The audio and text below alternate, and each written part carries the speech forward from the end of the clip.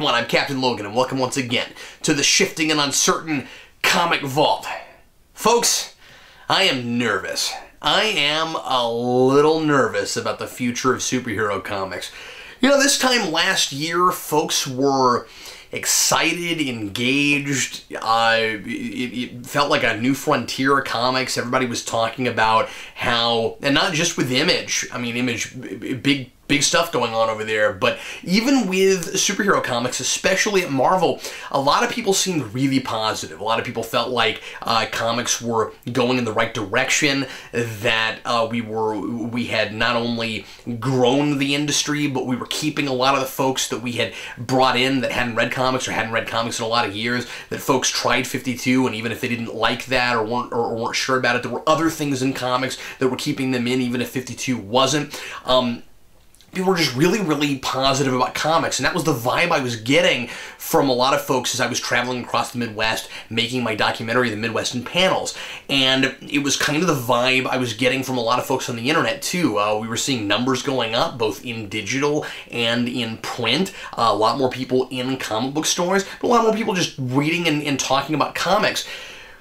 And this time, and this year, about the same time as last year, I'm getting almost the opposite. I'm hearing a lot of people wanting to get out of superhero comics, or at the very least really considering it, because they're terrified of reboots. And Convergence and Secret Wars happening at exactly the same time seems to just really be freaking a lot of people out, or at the very least making them kind of lethargic about the whole thing, kind of just uninterested. Okay, we're doing more giant gimmicky events that are kind of writing on people's nostalgia for the past, and we're gonna use that to kind of force reboots and pretend like we're doing it because because we don't want to be married to continuity, but what it really is, and this is what a lot of people are saying, is just an excuse to put out a whole bunch of #1s at once again, and hope that we can dupe a bunch of new readers and dupe a bunch of collectors to buy everything at once. And at least with Convergence so far, that doesn't seem to be working, at least not locally. I was at my store today, and I was talking to my store owner, and I was looking at all the new Convergence books, and people just aren't buying them. People are not excited about this.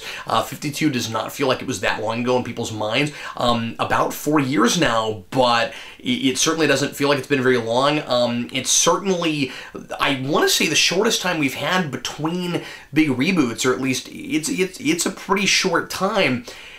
Now, having said that, real quick, let me give you my 2 cents about Convergence, even outside of reviewing it, and this is kind of how I felt about it even before I looked at it and knew exactly what was going on with it. I have not been overall satisfied with 52, and a lot of the books, I've said this a lot, that I like in 52, I feel like would have been about the same even if we hadn't had 52. So I appreciate 52 from the beginning in that it brought on a lot of new folks, and it kind of reinvigorated the comic book industry, and that's wonderful. I think it would have been more successful even at that had it been a real, honest-to-God, bona fide reboot and not an attempt at having its cake and eating it too, and keeping what it felt like keeping and throwing away the rest of it, like every single landmark in Spawn. And so it's good that it did that. At the same time, that's not the kind of lightning that you can catch in a bottle twice, especially when a lot of folks just didn't buy into it after a few months. And so I was kind of glad to hear that DC was going back to the drawing board a little bit, and they were going to try to shake things up, because I haven't been overall real satisfied with 52, and I mean, I keep trying things, but there just have not been enough books that I felt like buying. And of course, I am not as much of a stickler for continuity as a lot of people are. I've always said that if the stories are good, I will read them regardless of the whole continuity thing, and regardless if I like the main status quo overall. As long as I feel like I can read the thing and not have to keep up with too much of everything else that's going on, because a lot of superhero comics in DC and Marvel don't really stand alone and get wrapped up into events and stuff. it's complicated. But by and large, there were a couple books like Red Lanterns and Supergirl that I really, really liked despite 52. And in fact, Supergirl was one of the few books that felt like a real honest-to-God start-over reboot, recreating the character. And in fact, all the Krypton stuff in 52 I thought was really good, and sometimes even inspired. I liked a lot of that. I liked their Zor-El and their Jor-El and all the Krypton stuff. Even some of the Brainiac stuff was interesting. The General Zod stuff was really interesting. I really liked all that stuff. And but that besides again books that I feel like would have been about the same. That was about it. So anyway, this for me could have happened sooner. I would have been okay with a year into 52. Yeah, okay, this isn't really working. Let's scrap that and go back to what we had before, or maybe really honest-to-God reboot. Now, I'm not saying that would have worked because it had just happened and people wouldn't have bought into it. I'm just saying that, you know, in a perfect world, forget the commercial side of it. You know, that's what I wish I was reading. But looking at what we have now commercially, yeah, it's too soon. If this had been done somewhat more organically and not as a big gimmick event thing, then you know maybe we could have gotten more people excited about it. As it is, like I said, even you know with both Convergence and of course we're not to Secret Wars yet, but with both of them, I'm hearing people say, yeah, I don't want to start over again. I'm sick of it. I don't care anymore. I'm leaving. And of course, I'm gonna try everything. I mean, I don't mean every book, but I mean like I'm gonna try both. I'm gonna see what the status quos are like after that. And of course, I'm in a unique position because I try to keep up so that I can review stuff for folks and I can tell you whether or not I think you know you might enjoy a thing. And so I will throw myself on my own sword a little bit for you folks and continue to keep up at least to some degree regardless of what's going on. But I'm nervous. I don't know what things are going to look like in a few months, and I think DC is in trouble.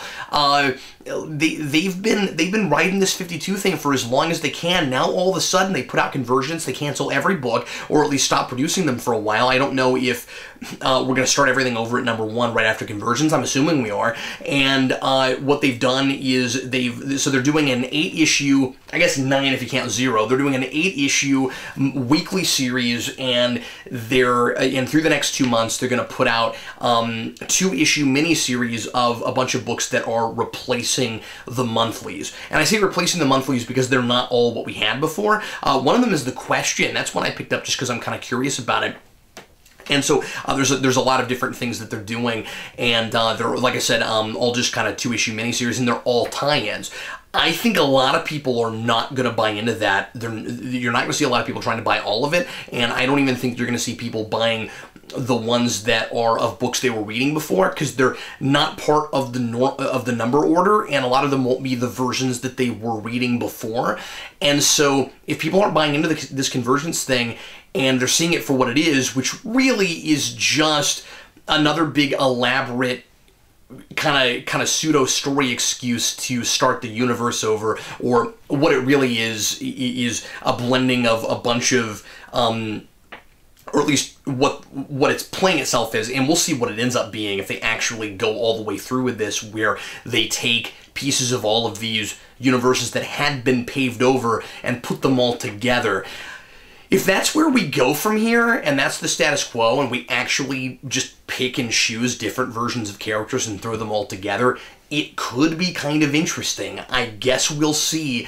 But I don't know, man. I don't know if I even trust that they'll be that they'll be bold enough to try something like that. But that's certainly what it's touting itself up as. And what I mean by that is, really, like am I really to believe that you're going to take like characters from the Flashpoint universe and characters from Kingdom Come and all these different places and mainstream continuities and put them all together? Do I really expect that Captain Carrot's suddenly going to be in this universe and be like a normal regular thing? We're going to have a Captain Carrot book. And then again, DC has done so many weird counterintuitive things lately that maybe they'll go there. I don't know. I guess right now I'm just kind of spitballing because the future is very uncertain and strange right now, and it's potentially exciting. And it's also potentially absolutely mortifying, especially because I haven't liked the way DC's done business in a long time, and they've been really angering a lot of really great creators who have been just leaving them and either going to Marvel or doing their own creative stuff or creator own stuff over at Image. And so who knows if we're even going to have a lot of great talent there to do this stuff, and if we're going to actually let great creators do whatever they want to instead of all these really bizarre mandates on stuff where we just have our priorities in weird places. So anyway, let's go ahead and talk about Convergence. First of all, a big negative right out the gate on this is the dollar amount, is the price tag. Are all of these going to be $5 comics, really? I'm not balking at that just for myself. I'm balking at that because I don't think that's a great way to get people to jump on board your new, again, kind of pseudo reboot thing. This immediately screams a gimmick, try to get people for all they're worth and give them a story. Of course, now that I've read it, that I've read what's out so far, and give people a story that's not really a story, but just again an excuse to get us to this new status quo. These are 30 pages, but they're kind of padded. We're just not telling enough story that it needs to be that many pages. We're talking giant kind of action spectacle, and not even a lot of action yet. Really just kind of a lot of 2-page splash pages, trying to be like really pretty with colors and cosmic stuff, and mostly making a big deal out of nostalgia and just showing you, iconic images that you've seen before, and trying to play on your love for things of the past. But that's the problem, is that we love a lot of these characters and stories from the past, and we will go back and read those things, but you're not creating new classics for us. You're just going back to that stuff again, mining it, throwing it on the page again, and hoping that that our love for that stuff will get us to buy your $5 comic book. What I think should have been done with this, first of all, is I think they should have done what they did with Blackest Night and put this out at Free Comic Book Day, and not start the thing until Free Comic Book Day. Make the issue 0 the Free Comic Book Day book, and then go from there, because I'm not loving this. Let me just straight out say that there's some stuff about the premise that I kind of enjoy, and I'll tell you what that is here in a minute. But overall, there's not a story being told here, and there's also some stuff about the premise that is very, I've been there, done that before, and I'm kind of just ready for it to get to the status quo. I kind of don't care about this because there's no characters to anchor me in it yet. So anyway, Blackest Night I liked a lot of things about, and that story, you had the issue 0 that came out for Free Comic Book Day. A lot of people got to read it without paying for it and then say, oh my god, this is amazing, it's fascinating, it looks like a lot of fun, I want to read this. This, I don't know if that would have actually done that with this, but since this is not great and they're kind of putting all their eggs in the Convergence basket, they really should have done that, because that would have helped it sell better than I think it's probably going to. Anyway, and we'll see if I'm wrong. But even if Convergence itself, the actual event, sells in the 150 to 200,000 unit range, I sure don't think the tie-ins are going to match that, and the tie-ins are what are replacing their monthly books. So effectively, that would be like having an event and not having monthly books, because that's usually about the range that events go. Events sell really well. But what if you put out an event and you canceled every other title you had? That's kind of what they've done. Yeah, they replaced it, but how much of that stuff is going to sell? We'll see. I don't know.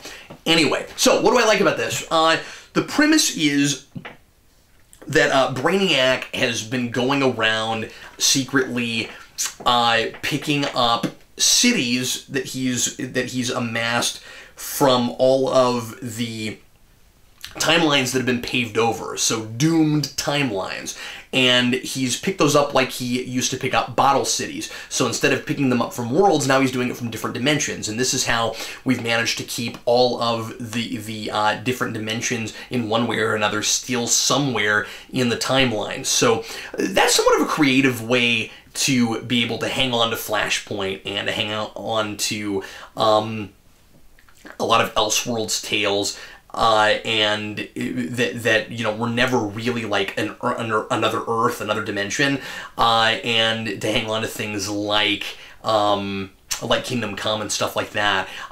That's kind of fun. That Brainiac, I mean, like I'm not sure how he got this powerful, but he's apparently now super crazy powerful, and he's been able to pick up to kind of make cities from these different places, and so he wants to preserve them. That's what he's all about. And issue 0 is pretty much setting up that premise. I mean, it's really kind of slow and padded, like I said. Issue 0 is pretty much this kind of surreal, almost like horror tone thing where Superman is with terror seeing all these different ways he's died in these different dimensions. And just on the level of visually, that was a lot of fun to look at. And I mean, like, you know, you could basically just take the words out of this and hand me these as like a photo album or a slideshow, and I'd probably enjoy them just as much because it's pretty much what we have here. And so anyway, the art in this is done, in 0, is done by Ethan Van Siever, and I think he does a pretty good job.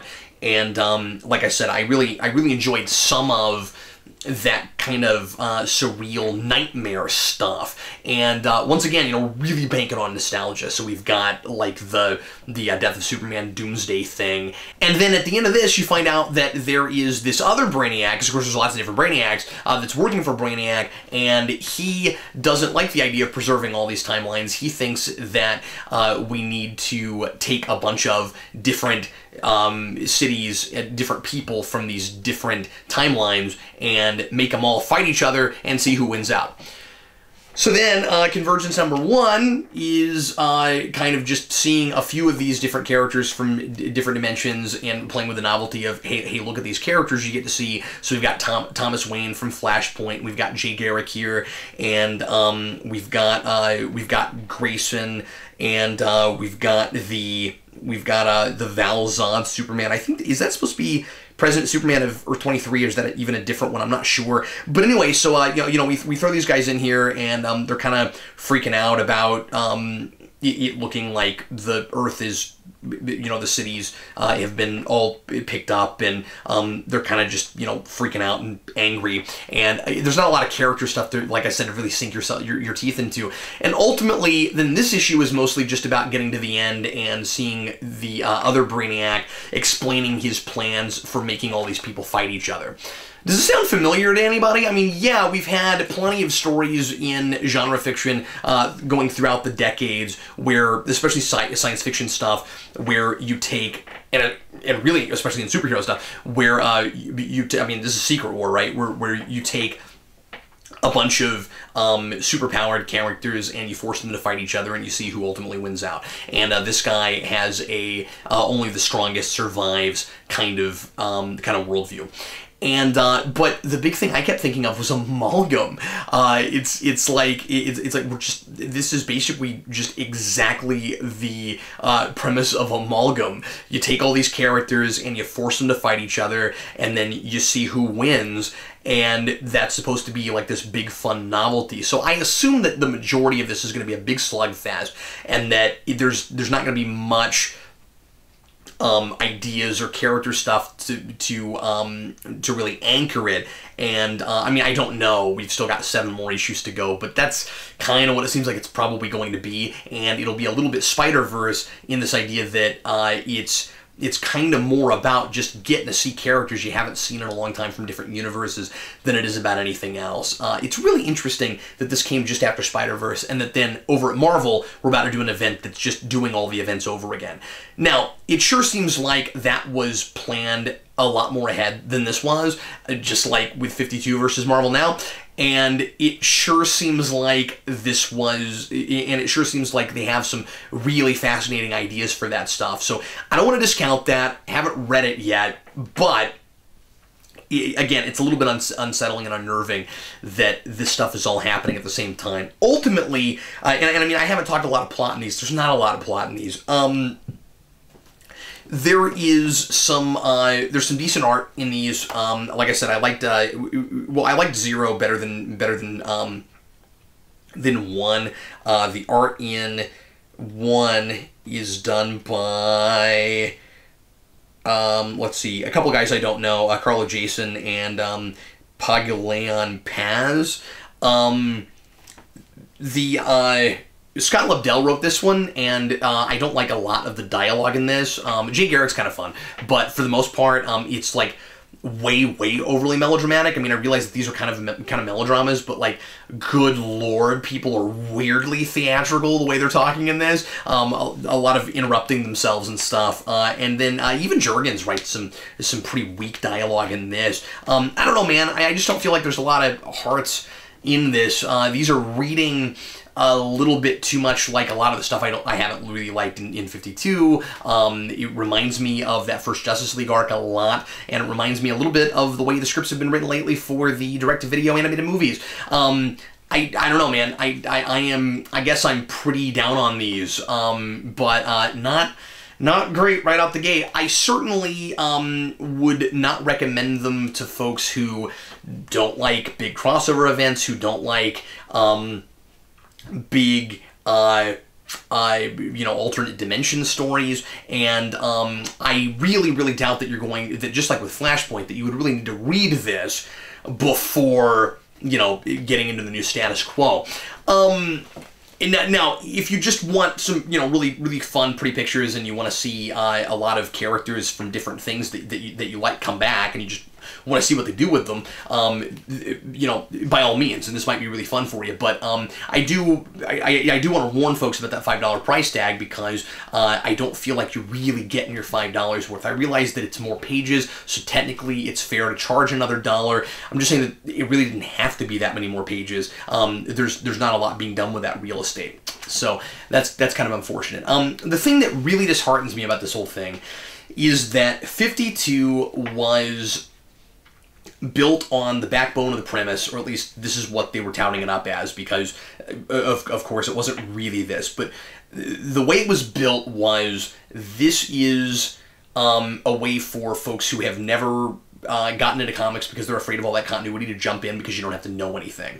And of course, right away they started making everything about alternate universes and stuff, and I don't know how folks were able to, besides reading Batman and Aquaman and a couple books like that, Supergirl, I don't know how people that were new to comics or hadn't read comics in a long time were able to really navigate that minefield. But it worked for some people. I know quite a few people that got into comics because of 52, and again, so that's kind of neat. But isn't it kind of sad that just a few years later, and with the same people, as far as I know, kind of in control of the editing, we're talking the absolute opposite philosophy. The big tagline for this is, we're gonna prove that everything matters. And that's, I think, a kind of weak attempt to try to get people to come back from that left during 52. But what about all the folks that came in because they didn't want to have to remember all that continuity, because they wanted to try something from scratch? I'm not saying that they necessarily should have straight up started over, although I would have enjoyed that, just because that's what they claimed 52 was going to be. It would have been really cool to see them actually attempt it, I think. But I'm just saying that, like, I think it's really sad that they turned tail so fast and said, this is this is for the big diehard comic readers that left. Please come back. That's how it reads to me. Anyway, as I said, I am not recommending these real hard. I think there is some fun to be had here, but ultimately this is just a big excuse to go to a new status quo. There's not a lot of story here, but there is a little bit of a fun idea with the Brainiac thing and the premise. So anyway, thanks a lot for watching, folks. Sure appreciate it. If you've read the first couple issues of Convergence, let me know what you think. I'd love to see if folks are more positive about this than I am. I am just not digging it yet. Leave your comments, let me know what you think, and if you would like to send me or Vince anything to review in the Comic Vault, feel free to send us a package at the address that's on your screen. And in the meantime, I'm Captain Logan, and happy reading.